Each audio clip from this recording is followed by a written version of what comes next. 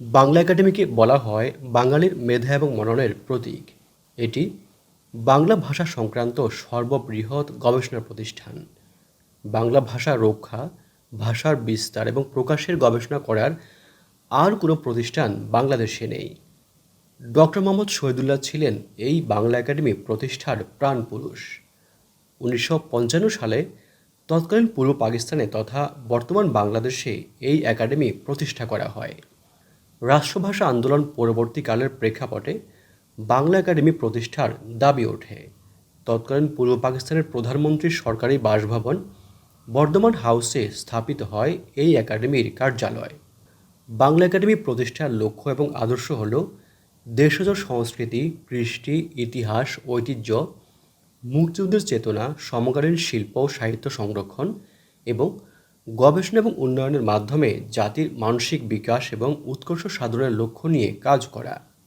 পাকিস্তান আমলে একাডেমির অর্থ সংস্থান করত পূর্ব পাকিস্তান প্রাদেশিক সরকার।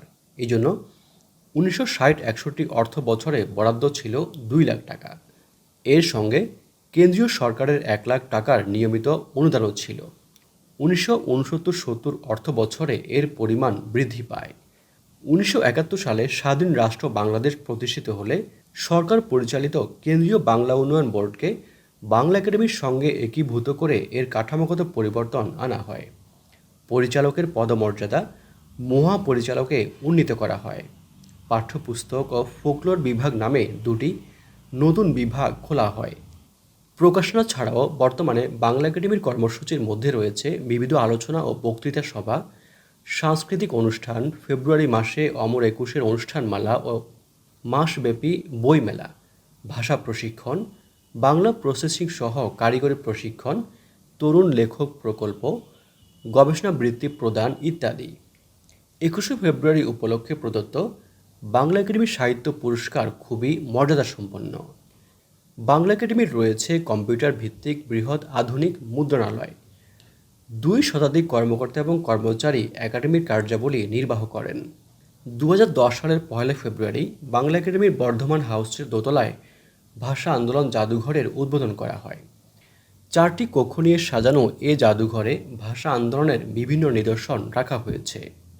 মোটা দাগে বাংলা একাডেমির কার্যাবলী হল: 1.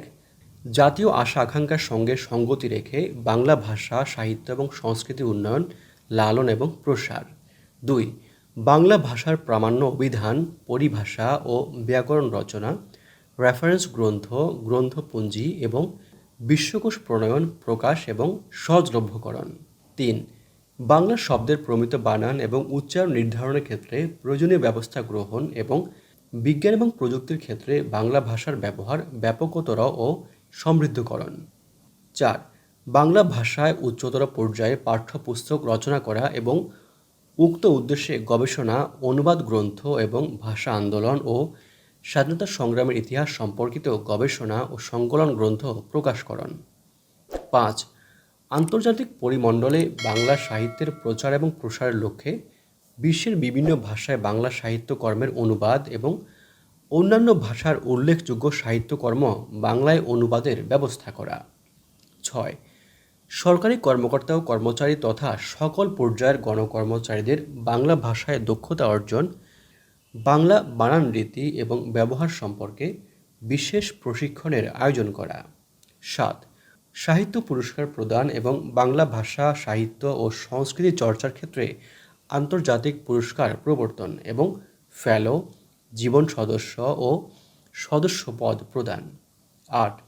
বিদেশি বিশ্ববিদ্যালয় পাঠক্রমে বাংলা ভাষা ও সাহিত্য অন্তর্ভুক্ত করার জন্য প্রয়োজনীয় উদ্যোগ গ্রহণ করা এবং বাংলা ভাষা ও সাহিত্য, সংস্কৃতি ও জ্ঞান চর্চা বহির্বিশ্বে প্রচার এবং পরিচিতকরণ।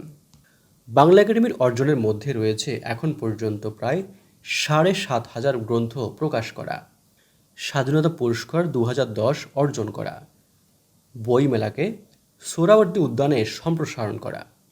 আপনি যদি বাংলা একাডেমি দেখতে চান তাহলে রাজধানীর যে কোনো প্রান্ত থেকে আপনাকে প্রথমে শাহবাগ কিংবা নীলক্ষেত আসতে হবে। সেখান থেকে আপনি রিক্সা যোগে কিংবা ব্যক্তিগত যানবাহনে করে বাংলা একাডেমিতে চলে আসতে পারবেন।